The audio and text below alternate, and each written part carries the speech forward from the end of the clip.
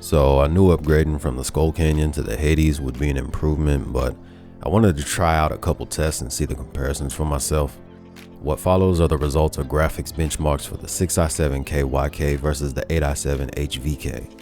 All tests were done with no overclocking to the CPU or the GPU.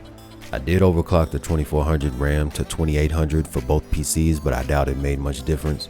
Benchmarks will include Blender's CPU test, Cinebench for Cinema 4D, and Passmark for SolidWorks. I used all the latest versions I could find. I skipped Autodesk Maya, but hopefully Skull Canyon owners can still find these benchmarks useful in deciding if the Hades upgrade is worth the price.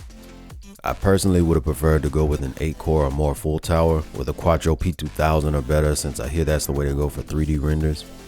But unfortunately, building that rig with comparable specs would have ran me about twice as much as the Hades. But anyways, hopefully this video will give you a good idea what these two SFF PCs are capable of.